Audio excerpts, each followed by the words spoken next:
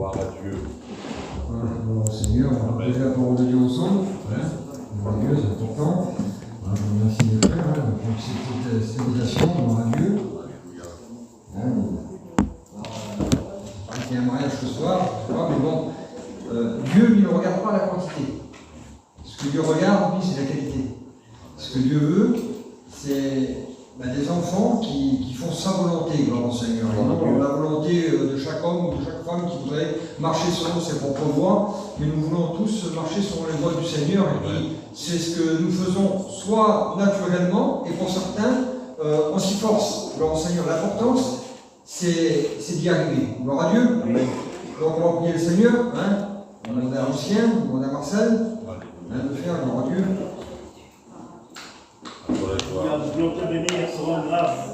Nous voulons te remercier pour ton œuvre. Nous voulons te remercier pour ce que tu as fait dans cette soirée. Un voyage, une expérience de ta part, des changements de vie. De te présenter chaque chose, toute la grâce. Rappelle-nous ce qu'il a vu nous voir. Oui, Seigneur, étends tes mains sur lui. Rappelle-lui, Seigneur. Alléluia. Gloire à Dieu. Amen. Voilà, pour mon Seigneur, gloire à Dieu. Vous savez, je crois qu'on est bien. Amen. Gloire à Dieu, nous sommes dans une union. Et dans une union, vous savez, souvent fois, je me dis, moi, que c'est comme ça. Dans une union, on ne pense pas trop à l'extérieur. Qu'importe ce qu'on peut avoir, des fois, on n'y pense pas trop. On pense à l'intérieur de la réunion, et puis, je ne sais pas si ça vous fait à vous. Vous savez que des fois, on pourrait être agité à l'extérieur, on aurait du mal à dormir, tout ça. On a la réunion, on est tranquille. Amen. On est bien. À la limite, ça, pour certaines personnes, mais ça va déjà arriver aussi, non? Donc, on va être tranquille, d'avoir envie de dormir. C'est-à-dire pas par ennui, mais par bien-être. Parce qu'on est bien dans la maison. Amen. Gloire au Seigneur. Alors, on n'a pas toujours été chrétien, comme ma compagne nous a dit, et on n'est pas chrétien. On le devient. Et lorsque nous grandissons, chacun d'entre nous, on fait des choix.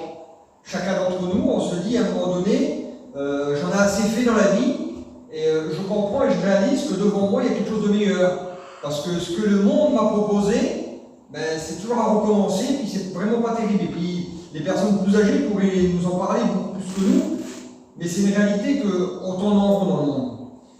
Et par la grâce du Seigneur, à un moment donné, vous savez, je ne suis pas pour vous témoigner de moi, mais je suis là pour vous parler de la parole de Dieu, mais comme ma compagne vous dit tout à l'heure, à un moment donné, je me suis répété à maintes et maintes reprises. C'était mon mot en moi, ça. Parce que je ne pouvais pas faire autrement de ce que je faisais. J'avais la notion, je savais qu'il fallait faire le bien, mais c'était impossible à moi. Je savais c'était quoi un beau petit foyer, mais je n'y arrivais pas à l'avoir. Je savais c'était quoi qu'un père peut donner à ses enfants, parce que je savais, à rapport à moi, au manque de mon père que j'ai eu, le bien que je pouvais faire à mes enfants, j'arrivais même pas à le faire non plus, en tant que vivant. Mon père est mort, donc c'était compliqué. Mais j'arrivais pas à faire le bien. Et j'avais un mot souvent que je disais, quand les gens croyaient que je partais m'amuser, je disais quelle destinée que j'ai. Une destinée, c'est naître pour mourir. Et moi, ma vie à moi, c'était ça. C'était naître pour m'alcooliser, me droguer, avoir une vie d'errant, comme ça, là, pas terrible. Et tout ça pour finir, pour mourir et puis pas avoir une vie bien. Et moi, je disais toujours quelle destinée, quelle destinée. Et je rends gloire au Seigneur parce qu'en 2003, janvier 2003, j'ai croisé celui qui change les destinées. Amen. Gloire à Dieu. Comme vous l'avez rencontré aussi. Je l'ai rencontré, je l'ai interpellé. Parce que j'ai ressenti son amour. Il m'a aimé le premier. Et lorsqu'il m'a aimé le premier, j'ai ressenti son amour. Ça m'a donné une confiance en moi. J'ai vu ma compagne changer, sans parole, sans dire va à la réunion, fais ci, fais ça. Dans 4 ans de baptême, inutile. C'était pas une chrétienne. Et dans les 2-3 mois d'hiver qui s'est passé en 2003, là, c'était en 2002, fin 2002, j'ai vu une femme changer dans mon foyer. Et bien ça m'a apporté à me tourner vers Dieu et à comprendre que Jésus m'aimait. Et lorsque j'ai compris qu'il m'aimait et que c'était possible qu'il puisse changer ma destinée, je l'ai interpellé. Et croyez-moi, j'en prends Dieu à témoin, quand on est chrétien, on sait qu'on est chrétien. Amen. Quand on est chrétien, on n'a pas besoin même que quelqu'un vienne nous déstabiliser en disant t'es pas chrétien, t'es pas chrétienne. On le sait parce qu'il y a un verset à la parole de Dieu qui dit que l'Esprit de Dieu communique à notre esprit que nous sommes enfants de Dieu. Amen. Vous savez, lorsque je suis rentré dans ma camping à 4 h du matin, et c'est vrai que je ne dis pas ça pour me vanter parce que j'en ai un monte aujourd'hui, Mais avant, c'était soit pour taper, casser les affaires, inutiles. Voilà, c'était inutile. Mais là, je suis rentré avec un cœur repentant. Je n'étais pas chrétien, mais avec un cœur repentant, parce que la nouvelle naissance se fait en plusieurs phases, vous savez. En un instant, elle se fait en un clin d'œil, mais en plusieurs phases. Parce qu'il y a la foi, il y a la repentance et la conversion. Et moi, j'étais en phase de repentance, je regrettais un petit peu ma vie, mais je n'arrivais pas à le trouver. J'arrivais pas. Je voulais une amélioration de foyer, je voulais plus de drogue, plus d'alcool, je voulais plus de cigarettes, toutes ces choses qui nous ennuient, quoi. Et ça n'allait pas. Mais lorsqu'il m'a attiré à lui, il m'a convaincu de péché, de justice, de jugement. Amen. Et lorsque je lui ai demandé pardon, il m'a délivré totalement. Il m'a fait naître de nouveau, il m'a délivré, il m'a baptisé dans le Saint-Esprit. Moi, je crois que le baptême du Saint-Esprit, il fallait être un ange pour l'avoir. Je croyais ça quand j'étais païen. Et là, je suis baptisé dans le Saint-Esprit. Amen. Et lorsque je suis sorti du grand film, une semaine au préalable avant, juste pour vous expliquer, une semaine avant, j'avais été dans une réunion, et le pasteur avait prêché, j'avais rien compris, j'avais donné mon cœur à Dieu, j'ai levé ma main. Je donne mon cœur à Dieu. J'avais ressorti, tout le monde venait vers moi et disait: ah ben t'es chrétien maintenant, ben c'est bien, t'es chrétien. Mais moi je savais que j'étais pas chrétien. Parce que dans mon cœur c'était toujours vide là. On consommait toujours un peu, puis ça n'allait pas. Mais une semaine plus tard, lorsque le Christ m'a totalement fait naître de nouveau et puis délivré, c'est plus personne qui m'a dit t'es chrétien. C'est moi qui a sorti, j'étais dans la campagne, chez Sarah, alors j'ai joué devant Dieu, chez Jojo devant Dieu, chez chrétien. Gloire à Dieu. C'était en janvier 2003. Gloire à Dieu. J'étais un homme charnel, et de l'homme charnel, j'ai devenu un homme spirituel, parce que c'est Christ qui habite en moi. Amen. Et dans 1 Corinthiens, au chapitre 15, au verset 47, il y a un très beau verset. On n'a pas toujours été chrétien, on est devenu chrétien à un moment donné de notre vie. Dans la parole du Seigneur, dans 1 Corinthiens 15, 47, il nous est dit: c'est pourquoi il est écrit, le premier homme, Adam, devint une âme vivante. Le dernier Adam est devenu un esprit vivifiant. Mais ce qui est spirituel n'est pas le premier. Ce qui est naturel, ce qui est spirituel vient ensuite. Le premier homme tiré de la terre est terrestre. Le second homme est du ciel. Tel est le terrestre, tels sont aussi les terrestres, et tels sont les célestes, et tels sont aussi les célestes. Gloire à Dieu. Et ça me fait comprendre que je n'ai pas toujours été chrétien. Il a fallu, à un moment donné, qu'il y ait une repentance qui me pousse à demander pardon à Dieu. Alors excusez-moi pour ceux qui sont peut-être convertis comme ça, mais je ne me suis pas converti en pleurant sur la misère de Jésus. Je ne me suis pas converti en regardant la croix en disant Zinda. Non, je me suis converti parce que je me suis dit Zinda moi. Et j'ai besoin de son intervention. Alléluia. Gloire à Dieu. Parce que lui, on va dire que c'était un choix pour me donner le moyen de naître de nouveau à moi. Donc, je n'ai pas pleuré sur la misère de Jésus, mais j'ai été à pleurer sur ma misère à moi. Et j'ai vu une solution au travers de celui qui était sous le poids de la croix, celui qui a donné sa vie pour moi, celui qui est mort et qui est ressuscité. Lui qui a fait de moi l'homme terrestre, là, il m'a rendu un homme céleste. Parce que j'ai revêti l'homme qui est monté sous le poids de la croix. Et j'ai délaissé celui qui m'a amené à la perdition pour l'éternité, qui s'appelle le diable. Et vous savez, c'est très compliqué lorsque nous sommes chrétiens. Alors, je le dis, et je le dis en connaissance de cause, je ne suis pas là pour vous montrer un évangile à la perfection cadrée, c'est fini, il n'y a plus de péché, il n'y a plus rien. Je le conçois qu'il y a encore des maladresses. Il y a encore des péchés par inadvertance. Il y a encore des péchés parce que des fois on s'est emporté et qu'on a regretté et qu'on a demandé pardon par la suite et qu'on ne veut plus recommencer. Je conçois qu'il y a des péchés de telle façon. Mais je conçois aussi qu'il n'y a plus de péché dans la pratique. Il n'y a plus cette femme ou cet homme qui dit « Je sais que je vais pécher demain et je vais me lever et je vais en rire et puis je vais consommer les péchés. Qu'importe, mettez ce que vous voulez, le Saint-Esprit va vous éclairer de ce qui se passe à l'intérieur des cœurs. Et moi je connais personne ici, quelques-uns, mais en réalité je connais les personnes. Moi je suis venu avec un petit message sur mon cœur simplement en vous parlant c'est quoi un homme spirituel. Souvent de fois on voit certaines personnes qui disent « Maman il n'est pas spirituel ». Lui, il n'est pas spirituel, la maman, c'est incroyable, Seigneur. La parole nous dit que malheur à l'homme ou à la femme qui se confie en l'homme et qui s'appuie sur sa propre chair.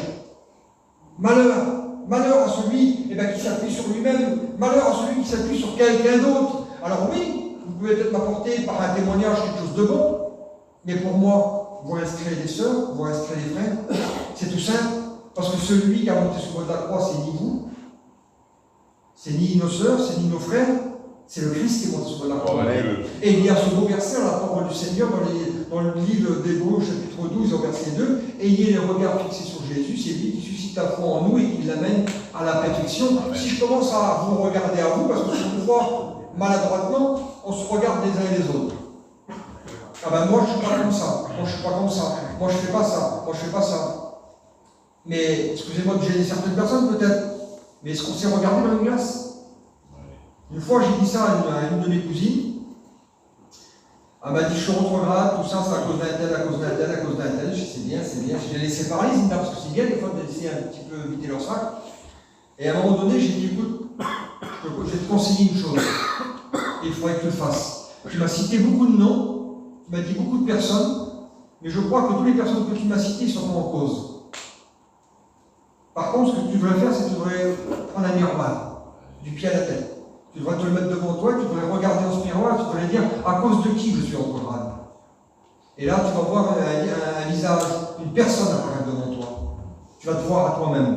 Parce que seul toi, tu peux te faire ravir de la main de Dieu. Aucune personne, ni le diable. Vous vous rendez compte que le diable lui-même ne peut pas nous ravir de la main du Seigneur. Parce que lorsque nous sommes retrogrades, ça veut dire que nous avons dit oui à l'ennemi. Nous avons dit oui aux choses qui est venu peut-être nous persécuter, mais on a préféré céder et de dire Seigneur, je m'en vais de ta main. Je m'en vais de ta main. Alors, qui est l'homme spirituel? Quelle est la femme spirituelle? Vous savez, quand on dit ces choses-là d'une personne, alors ça n'enlève pas qu'il y a quand même des bons témoins, qu'il y a des beaux témoignages, on en connaît. Il y a des femmes et des hommes qui sont à la hauteur de ce qu'ils ont reçu de Dieu.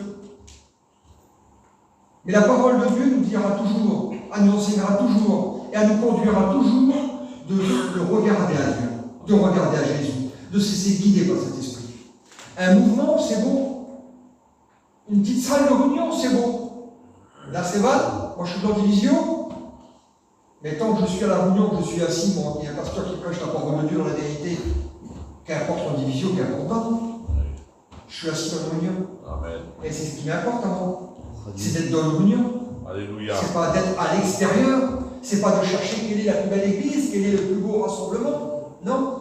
La femme et l'homme spirituel s'attachent à la parole. Amen. Amen. Elle ne s'attache pas à un mouvement, elle ne s'attache pas à une bâtisse, elle ne s'attache pas à une personne. Souvent de fois, on écoute parler les gens. Mon Dieu, quel homme, quel homme, quel homme, quel homme, quel homme. Et au final, on revient un petit peu à ce que Jésus disait, à ce que Dieu disait, quoi. Ils ont adoré la créature, donc ils ont adoré le serviteur, en un mot, au lieu du Créateur. On entend plus parler des noms des hommes que du nom de Dieu après. Il m'a dévoilé ma vie. C'est la personne qui dévoile la vie des gens. Donc c'est un voyant là. C'est pas la personne, c'est Dieu qui lui a donné une révélation afin qu'il puisse parler à ton cœur. Donc au final, tu ne pourrais pas dire il m'a révélé ma vie, non? L'Éternel a parlé à mon cœur. Alléluia. Dieu a pourvu à mon besoin. Dieu a éclairci ce qui était caché à l'intérieur. Ma compagne, comme vous dit tout à l'heure, une prière cachée. Qu'elle disait même pas la réunion, rien du tout. Et elle a un alcoolique, je le dis, c'était moi, l'alcoolique qui est venu à 4h du matin. J'ai dit, écoute, toi tu vas au ciel et moi je vais en enfer. Et elle disait, dans sa prière, tire-le de l'enfer. Gloire à Dieu. Sarah n'a pas dit, mon homme a dévoilé ma prière. Non, c'est Dieu. C'est Dieu qui a exaucé sa prière. Alléluia. C'est Dieu. Alors l'homme terrestre, il se trompe souvent. Et malheureusement, je dis malheureusement parce que ça ne devrait pas se faire, mais c'est comme ça. Malheureusement, c'est que l'homme terrestre, souvent de fois, il veut réapparaître dans l'homme spirituel. Alors vous allez me dire, oui, c'est normal, pour contenir le spirituel, il faut l'homme terrestre, il est là, oui, c'est vrai. Mais Paul pouvait dire, il l'assujettit, lui. Il le tient, il met son corps en bride. Mais lorsqu'il veut trop paraître, c'est que c'est pas normal. À un moment donné, regardez juste ça. Dans la parole du Seigneur, il nous est dit dans Genèse, quand je vois Adam, Ève, le jardin, les arbres, un serpent, un arbre défendu, quand je calcule tout ça, Dieu avait bien dit, c'est comme si que Dieu pourrait se tromper. Dieu avait bien prescrit une ordonnance. Il avait donné une ordonnance à Adam, qui pouvait transmettre à Ève. en faisant comprendre, écoutez, je vous ai créé, vous ai insoufflé dans vos narines le souffle de vie. Vous êtes deux personnes spirituelles. Et vous ferez attention, vous pourrez manger de tous les arbres du jardin, mais sauf à celui-ci. Celui-là, il ne faut pas, parce que le jour où vous en mangez, vous mourrez. Donc il s'était averti. La parole de Dieu nous dit que, regardez, c'est simple. Il dit, le serpent a été le plus rusé de tous les animaux. C'est Genèse 3. Des champs. Que l'Éternel Dieu avait fait.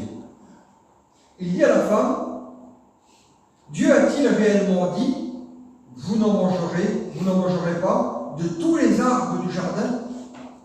La femme répondit au serpent, nous mangeons du fruit des arbres du jardin. Mais quant au fruit de l'arbre qui est au milieu du jardin, Dieu a dit, vous n'en mangerez point, et vous n'y toucherez point. Alors le serpent dit à la femme, vous ne mourrez point, mais Dieu sait que le jour où vous en mangerez, vos yeux s'ouvriront et que vous serez comme Dieu, connaissant le bien et le mal. La femme vit que l'arbre était bon à manger et agréable à la vue. Le diable, il s'y prend d'une façon, parce que certaines fois on veut diminuer le diable.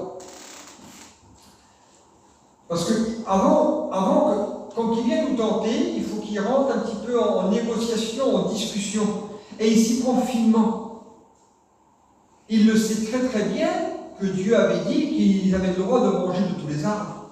Mais pour rentrer un petit peu dans la conversation avec la femme, il dit, est-ce que c'est vrai que Dieu a dit que vous ne mangerez rien de tous ces arbres, de tous les arbres confondus? Elle répond, ah si. Elle rentre en discussion, elle rentre un petit peu en négociation avec lui. Et là, elle est prise au piège. Et là, le diable lui fait voir l'arbre comme quelque chose de beau. Le verset nous dit, la femme vit que l'arbre était bon à manger et agréable à la vue. Et dans le mot vie, quand on regarde un petit peu le mot strong, on regarde un petit peu le dictionnaire biblique, dans le mot vie, c'est voir. Je vous apprends rien de nouveau, c'est voir. Mais c'est apercevoir aussi, j'aperçois. C'est regarder, c'est examiner, c'est inspecter et c'est considérer. Ça veut dire qu'il y a plein de phases dans le regard. Dans le regard, il y a plein de phases. Et malheureusement, l'homme spirituel rattrape le regard de l'homme charnel. Il s'arrête, il regarde des choses qu'il ne devrait pas regarder.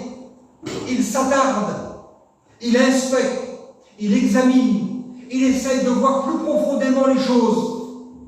Et il tombe dans le piège.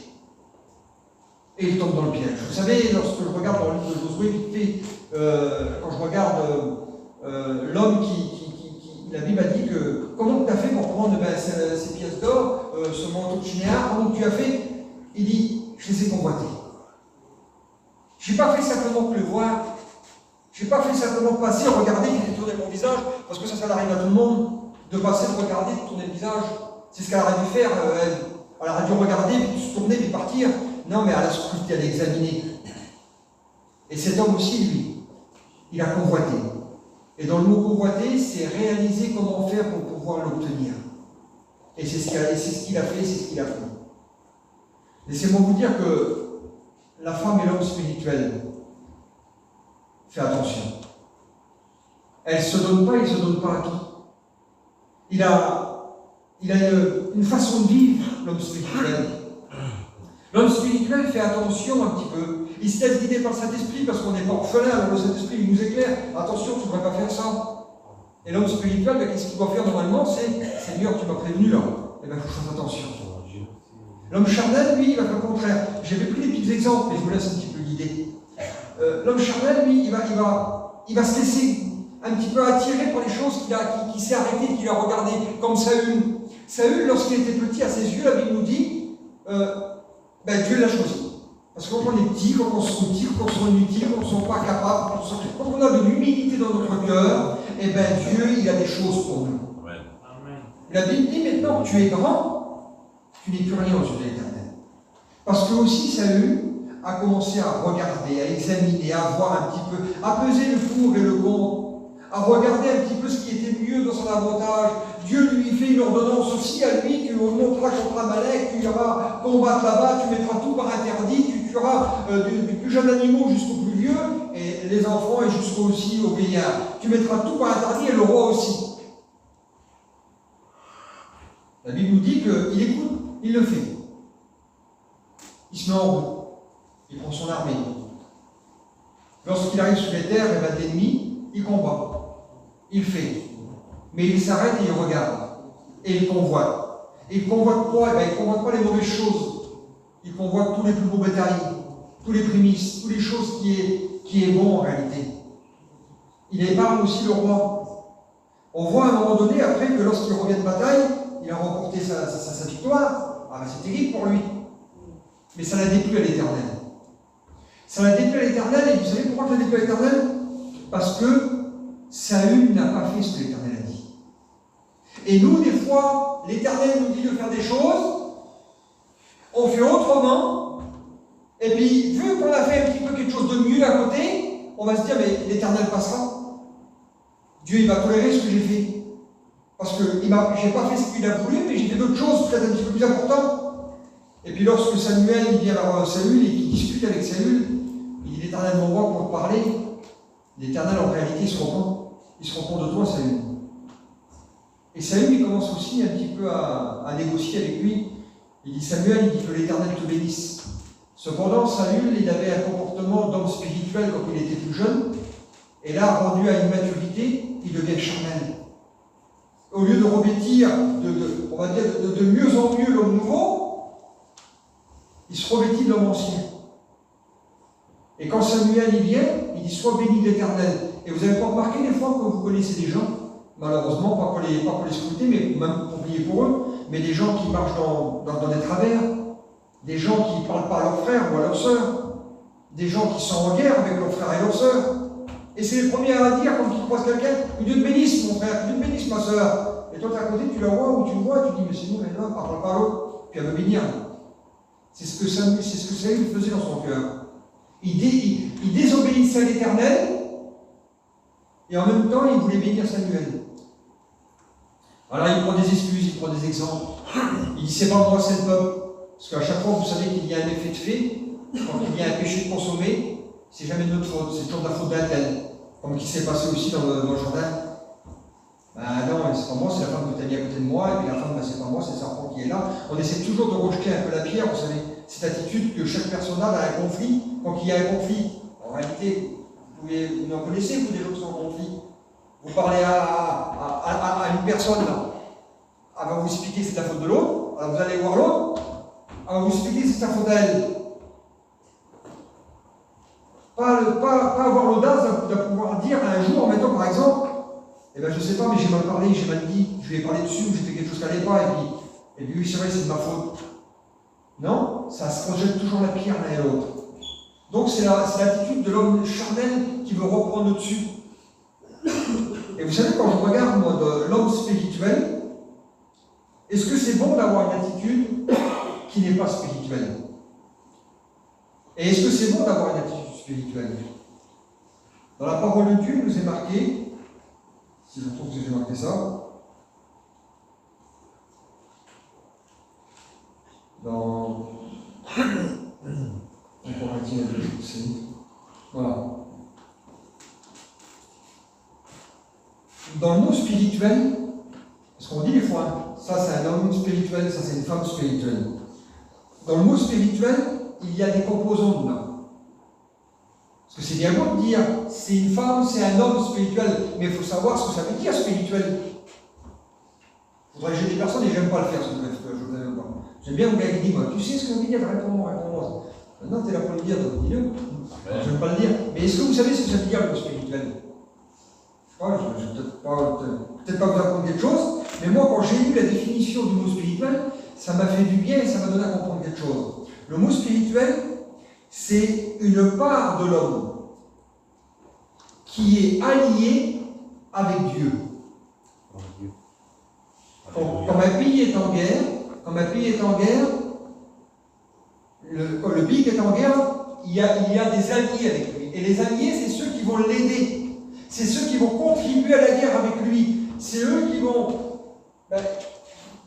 venir un petit peu à son chevet pour essayer qu'il remporte la victoire. Et la Bible a dit que la femme ou l'homme spirituel, c'est une femme et un homme qui est allié avec Dieu, qui marche avec Dieu, qui contribue avec Dieu dans son œuvre, qui ne se détourne pas des choses du Seigneur. Un petit peu plus bas, comme dans ce que j'ai dit, c'est un instrument qui est allié à Dieu. Et voilà, c'est une part de l'homme qui est allié à Dieu et qui lui sert d'instrument ou d'organe. La Bible nous dit que nous sommes la fiancée du Christ, que lui est la tête et que nous sommes le corps. Ça veut dire que si le Christ est la tête, c'est ce qui fait bouger un petit peu notre corps, la tête. Si je réfléchis, moi, si je pense vite fait, je vais bouger ma main, je vais bouger à droite, je vais bouger à gauche, je vais bouger mon pied, voilà, je vais tourner en rond, ça se gère. Mais est-ce que le Christ, qui est la tête pensante, pourrait dire à son corps, qui est allié avec lui, qui pourrait dire, parle pas à ta sœur, parle pas à ton frère, pêche, fais ci, fais ça, fais-le ça, tu as le droit de le faire, vas-y. Et que lui, il est mort pour le péché de l'humanité. Est-ce que la tête pensante pourrait donner des ordres comme ça? Ça serait compliqué, je crois, non? Moi, je crois que l'homme et la femme spirituelle, il est conscient que c'est une personne qui est alliée avec Dieu. Il sert à Dieu.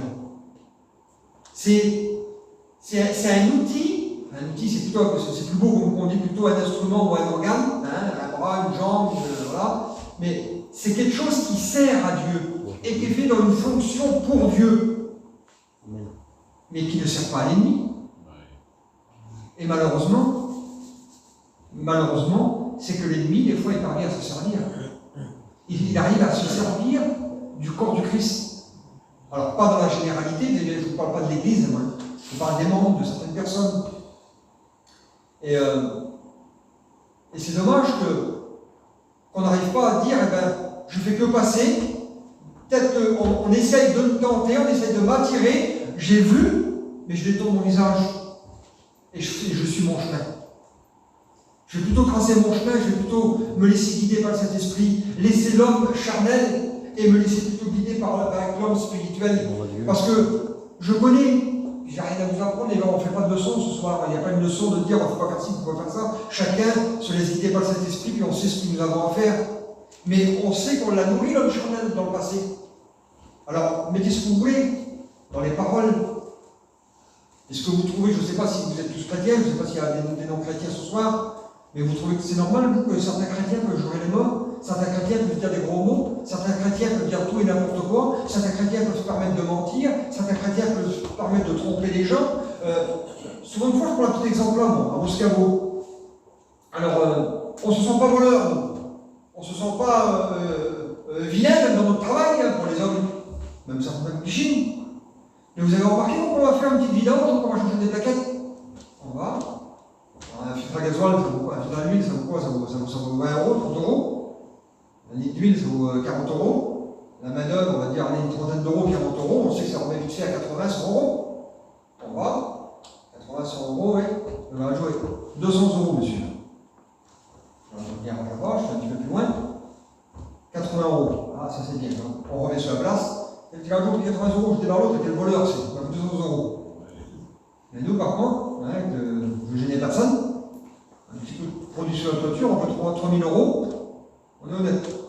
Tout est correct. Tout est bien. Pour les femmes qui chinent, ils ont pas le droit, ou à tapis, je ne sais pas, mon lait. C'est un bon rajout, c'est une bonne gargine, je coupe les jambes, ça y est, c'est bon. Mais c'est pas grave. Mais si quelqu'un vient faire ça sur nos parents à nous, on va leur crier dessus, vous avez bien compris. Parce que c'est l'attitude de l'homme charnel, ça. Et l'homme charnel, il faut qu'il réalise qu'il comprend, même lorsqu'il est tenté par des bonnes occasions, des fois, et bien qu'il se dit Seigneur, non, je ne peux pas, Seigneur. Parce que dans cet esprit m'éclaire. Ou alors, je vous dis franc, Seigneur, c'est vrai. Alors de ne pas être né de nouveau et de marcher comme l'homme charnel à 100% et puis juste comme ma compagne, voilà, 4 ans de baptême, Et c'est pour ça que jamais j'ai vu une lueur d'espoir dans mon foyer, moi, en 4 ans. Parce qu'elle avait l'attitude d'une païenne. Vous avez bien compris. Et d'avoir l'attitude d'une païenne, c'est l'attitude charnelle. Je ne voyais pas en elle une chrétienne. Mais en 2 mois d'hiver, le spirituel qu'elle avait revêti, le pardon qu'elle avait demandé à Dieu, ça va bouleverser mon foyer. Alléluia. Et sans langage, elle n'a pas parlé, elle n'a rien dit. Elle n'a rien dit. Parce que Dieu fait des choses dans le silence. Amen. Dieu n'a pas besoin de se montrer. Dieu n'a pas besoin de faire des grands cris. Dieu fait des choses au silence. Je ne lui ai rien dit pendant 2 mois. Je l'ai un petit peu plus persécuté, c'est vrai, je me rappelle plus persécuté. Parce que j'étais jaloux. Je dis, Seigneur, parce que là, c'est fini maintenant. Toi, j'étais jaloux. Je voulais voir un petit peu où c'est qu'elle allait. Je savais qu'elle était à la Réunion, parce qu'elle m'avait demandé, je ne sais pas si ça rappelle, on était à Rennes, je n'étais pas chrétien, j'en ai marre, tout ça, je voudrais aller à Landerneau, il se passe des bonnes choses, tout ça, j'avais le camping, je m'étais là-bas. Je lui ai dit non. Et bien sans parler, en 2 mois de temps, il y a eu un changement. Amen. Vous savez, si on se laisse guider par le spirituel, alors nos défauts d'hier n'existeront plus demain. Les attitudes d'hier n'existeront plus demain. Les choses qu'on a pu faire, qu'on a pu dire, ben on ne veut plus les accepter. Parce qu'on se dit quoi? Parce qu'on se dit qu'on a été racheté par Jésus. Et Jésus, c'est pas un compte en banque, Jésus, c'est pas une banque, Jésus, c'est pas ce que vous voulez mettre, vous mettez ce que vous voulez. Jésus, c'est le Fils de Dieu. Amen. Jésus, il est mort pour le péché. Que Dieu nous y aide de ne pas consommer le péché. Que Dieu nous y aide lorsqu'on commet un péché. Eh bien, Seigneur, je veux te demander pardon. Et je peux recommencer, Seigneur. Parce que laissez-moi vous dire que la Sainte Seine, c'est pas un confessionnal, c'est pas une chose catholique, pour ça, la Sainte Seine. C'est pas parce qu'on vient à la Sainte Seine qu'on prend un peu de vin, un peu de pain, qu'on est condamné de nos péchés, qu'on est repenti, ça y est, comme si on se fait confesser à un curé. Ça n'a rien à voir. Et puis laissez-moi vous dire que quand on lit le passage de la Sainte Seine, quand la Bible nous dit éprouvez-vous vous-même, et ainsi mangez et buvez, il ne nous parle pas en disant oui j'ai péché, je demande pardon. Ça n'a rien à voir. Ça n'a rien à voir avec le péché en plus. C'est que chacun s'examine soi-même, qui s'éprouve. On éprouve quoi? On éprouve quelque chose qu'on ne sait pas, qu'on ne voit pas, quelque chose à notre cœur. On éprouve dans quelle attitude que nous approchons cette table. Parce que si j'ai péché, si j'en veux à mon frère ou à ma soeur aussi, si je ne parle pas à Marcel, la Bible ne dit pas éprouve-toi toi-même avant. Déjà, la Bible ne veut même pas que je mette de l'argent dans la tanière, si je ne parle pas à mon frère. Alors, malgré que j'en prends de la Sainte Seine, vous avez bien compris, non?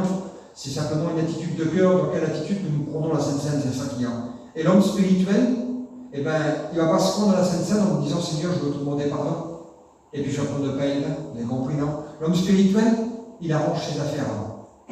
Mais il arrange ses affaires lorsqu'il a péché, lorsqu'il a dit la bêtise, lorsqu'il a eu son conflit avec son frère ou sa soeur, il va arranger. Il en parle, il en discute. Mais s'il a eu le problème lundi, il ne va pas attendre dimanche pour aller se réconcilier, non? J'ai le problème lundi, ça discute avec Clary, ça ne va pas, j'ai mal parlé, j'ai mal fait. Je rentre chez mon frère ou ma soeur, je demande pardon. C'est pas bon de demander pardon. Vous savez bien fait que ça fait. À nous, mais à Dieu. Vous savez ce que ça dit, la Bible? A dit que celui qui ne pardonnera pas, il ne sera pas pardonné. L'autre jour, Marcel, j'ai reçu un petit message des frères. On a un petit groupe de pasteurs, un petit peu de droite et de gauche, là, on n'est pas beaucoup. Et il y en a un qui pose la question, il dit est-ce qu'on a le droit d'interdire la Sainte Seine en tant que pasteur? Parce qu'il y a l'homme, Chris Campion, il a fait un petit message est-ce qu'on a le droit d'interdire la Sainte Seine? Non. Les seules idées qui me viennent dans l'esprit, moi. Je dis Paul, il a renvoyé un homme de l'église, il a interdit la Sainte Seine, il a acheté des bars. Jésus dit si tu vas t'en faire un péché, va et reprends-le, va avec Dieu, va avec l'église, et s'il ne veut pas t'entendre, mets-le dehors. Tu le pries de la Sainte Seine et de l'église. Et après, j'ai dit simplement, mais si j'ai une querelle avec mon frère, et puis que je suis en porte-à-feu, puis je ne le pardonne pas, j'arrive pas à le pardonner, je ne veux pas le pardonner, ça veut dire que Jésus ne pardonne pas non plus. Parce que c'est lui qui le dit, celui qui ne sera pas pardonné, celui qui ne pardonne pas, ne sera pas pardonné. Et puis moi, en tant que pasteur, je vais laisser mon frère prendre la Sainte Seine, et puis que le Seigneur ne pardonne pas. C'est compliqué aussi, vous avez bien compris. Donc l'homme spirituel, il ne cesse pas d'ériger sur un mouvement, mais l'homme spirituel, il prie le Seigneur afin que le Saint-Esprit l'éclaire. Gloire à Dieu. Afin que le Saint-Esprit commence. La Bible nous dit que Jésus a commencé une œuvre en nous, et c'est lui qui la rend parfaite. Et l'homme spirituel, c'est celui qui va s'aider de travailler tout doucement. Alors, On n'est pas chrétien, on le devient. On n'est pas parfait, mais on le devient tout doucement. Il y a un cheminement qui se fait, un cheminement. Et lorsqu'il reviendra, nous serons totalement parfaits, même dans la pratique et même dans la non-pratique. Mais pour l'instant, dans la pratique, chrétien, chrétienne, je vous encourage, et je vise personne, vous ne connaissez pas. Mais je vous encourage, moi, à contredire ceux qui vous diraient « Ah, on n'est pas des anges, c'est normal que tu pêches, c'est normal que tu ne parles pas à l'autre, c'est normal que tu vis comme ça, c'est normal que tu dis ça, c'est normal que tu fais comme ça. » Non, c'est pas normal. C'est pas normal. Parce que c'est pas un homme qui a donné sa vie, c'est Jésus, fils de Dieu. Amen. On va lire un petit dernier verset. On va lire un dernier verset, puis on va prier le Seigneur. Ça se trouve dans 2 Corinthiens, chapitre 15. Et nous parlons non avec des discours qu'enseigne la sagesse humaine, mais avec ceux qu'enseigne l'Esprit, en employant un langage spirituel pour les choses spirituelles. Mais les hommes naturels n'acceptent pas les choses de l'Esprit de Dieu, car elles sont une folie pour lui. Il ne peut les connaître parce que c'est spirituellement qu'on en juge. L'homme spirituel, au contraire, juge de tout. Il est lui-même jugé par personne. Car qui a connu la pensée du Seigneur pour l'instruire? Or, nous avons la pensée du Seigneur. On va combler les fronts ensemble. Je ne sais pas si vous l'entendez. Alléluia. Mais j'avais vraiment un petit mot à dire, à vous partager sur mon cœur. L'ennemi, et puis certaines personnes vont te laisser croire peut-être que c'est normal de vivre avec des indifférents, je ne sais pas, je parle de ça comme si je parlais d'autre chose d'autre, de vivre avec du compromis. Laisse-toi, j'ai l'habitude de dire dans mes prières, Seigneur, je veux être un homme docile. Un homme docile, c'est quoi? C'est d'être une brebis qui se laisse diriger par son berger. Facilement. Seigneur, que je sois cet homme qui est docile entre tes mains. Aide-moi, Seigneur, à t'écouter, à t'obéir. Aide-moi, Seigneur, à faire ta volonté. Aide-moi, Seigneur, à être celui que tu veux. Alors ça coûte des fois, oui, mais laissez-moi vous dire qu'on aime. Eh bien, on ne compte pas. On se laisse travailler par le Seigneur. On va prier le Seigneur ensemble. Éternel.